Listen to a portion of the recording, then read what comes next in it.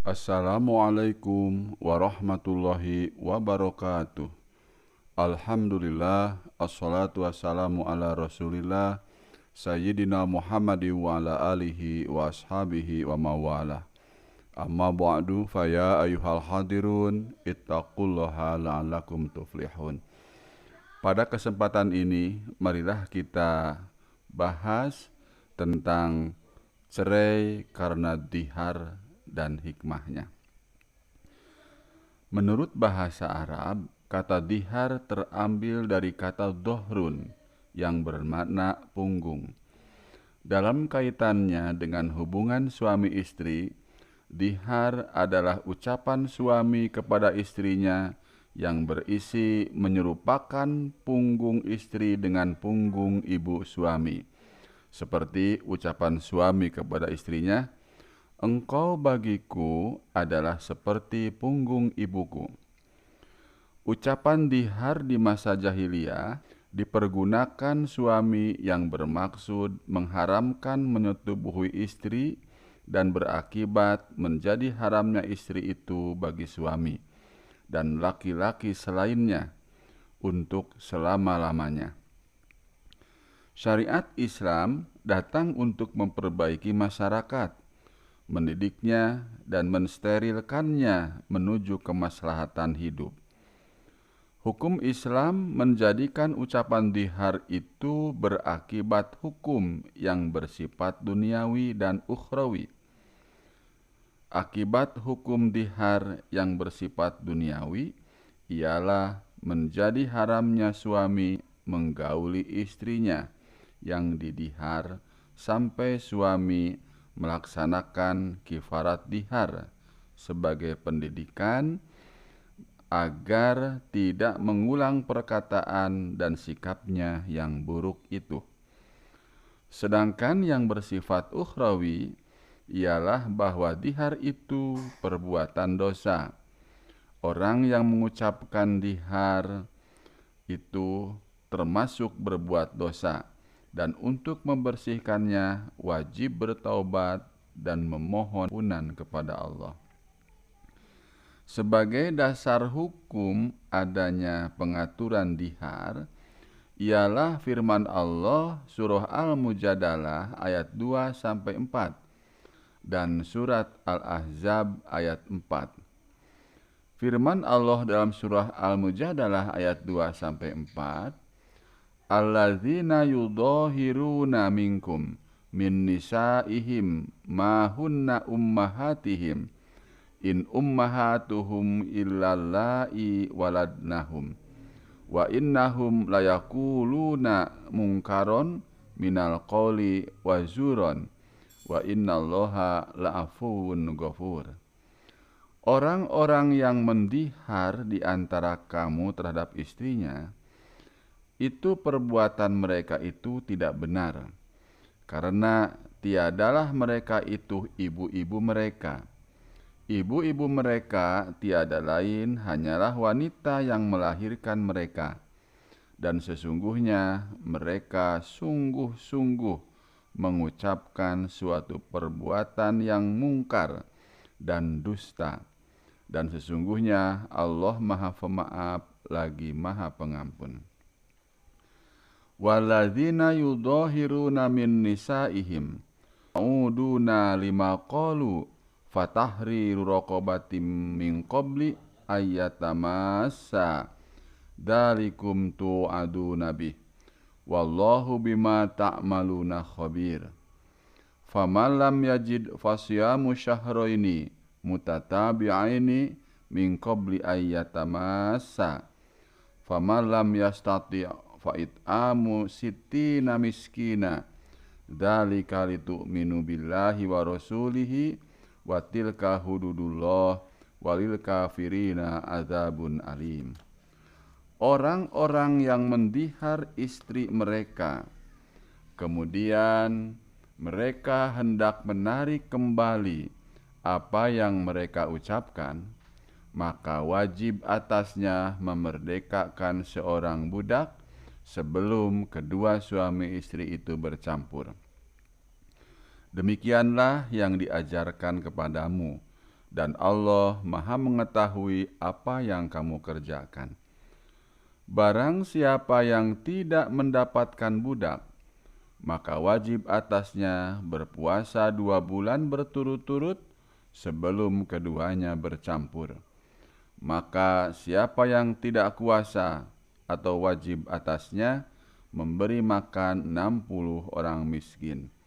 Demikianlah supaya kamu beriman kepada Allah dan Rasul-Nya, dan itulah hukum-hukum Allah, dan bagi orang-orang kafir ada siksaan yang sangat pedih. Sebab turun ayat di hari ini ialah kasus persoalan wanita yang bernama Khawlah binti Sa'labah yang didihar oleh suaminya Aus bin Somit, yaitu dengan mengatakan kepada istrinya, "Kamu bagiku sudah seperti punggung ibuku." Dengan maksud ia tidak boleh menggauli istrinya sebagaimana tidak boleh menggauli ibunya. Menurut adat jahiliyah, kalimat dihar seperti sudah sama dengan mentalak istri.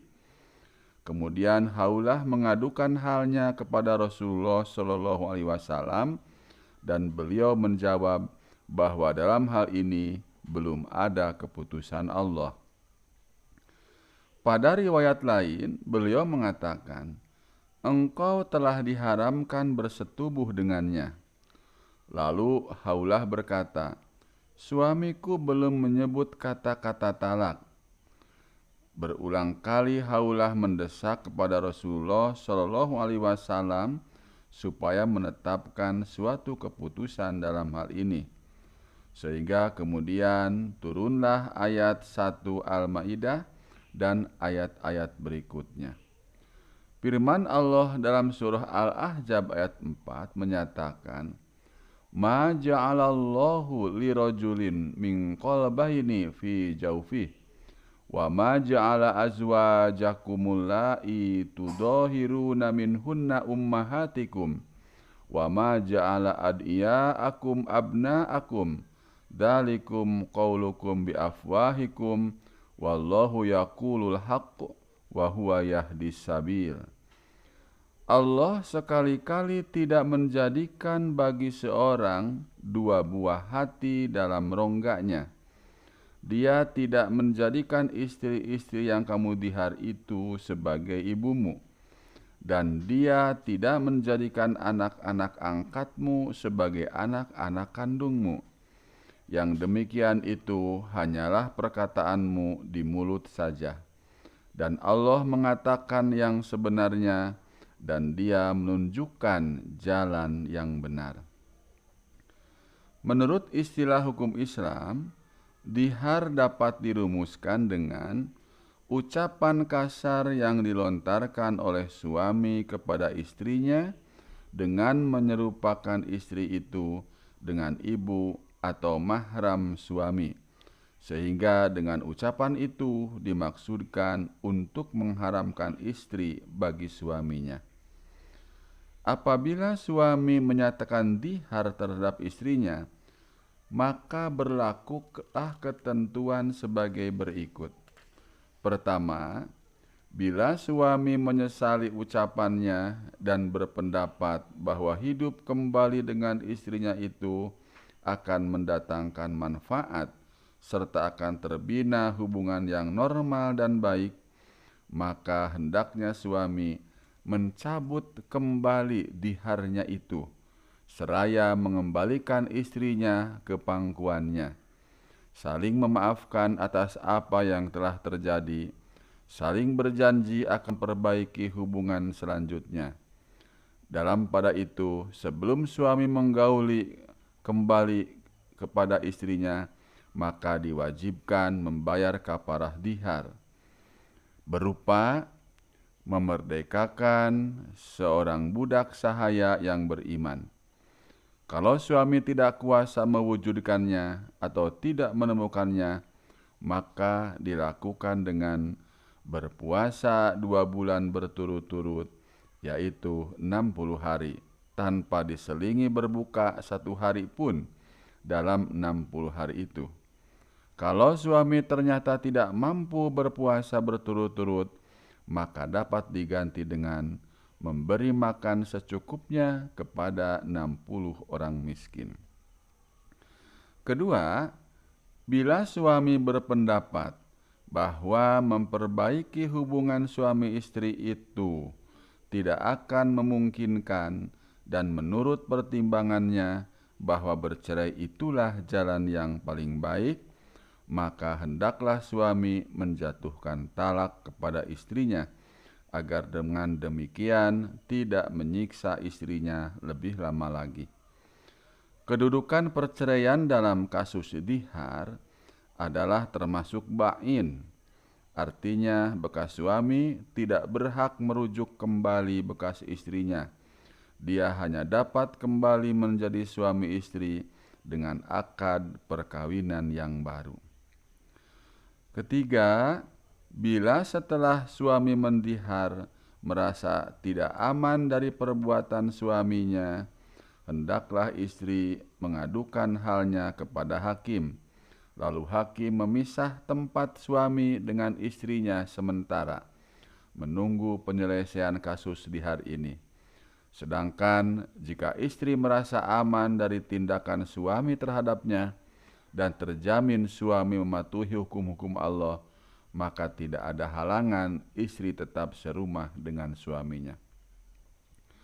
Keempat, kalau ternyata suami tidak mencabut kembali diharnya dan tidak mau menceraikan istrinya, berarti ada unsur kesengajaan suami menelantarkan istrinya dan melanggar hukum Allah. Mereka setelah berlalu masa 4 bulan atau 120 hari sejak dihar diucapkan, maka hakim menceraikan antara keduanya dan menjadi ba'inlah perceraian mereka. Dalam masalah dihar, ada 2 hikmah yang terkandung. Pertama, hikmah sebagai hukuman, yaitu karena dia mewajibkan atas dirinya sendiri suatu yang tidak berlaku pada orang lain dan membawa kepada dosa dari peninggalan kaum jahiliyah tanpa ada ketentuan hukum yang mewajibkan. Kedua, hikmah kafarat atau denda. Sanksi itu ada 2 bentuk. Bisa jadi sanksi berupa harta dan bisa jadi berupa sanksi badan.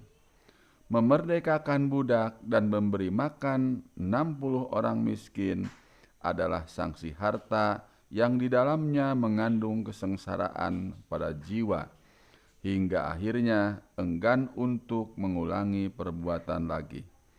Sementara itu, puasa 2 bulan atau 60 hari berturut-turut tanpa berhenti adalah mengandung kesengsaraan juga, yang itu sangat sanksi ini bersifat badani pada satu sisi dan ibadah pada sisi lain.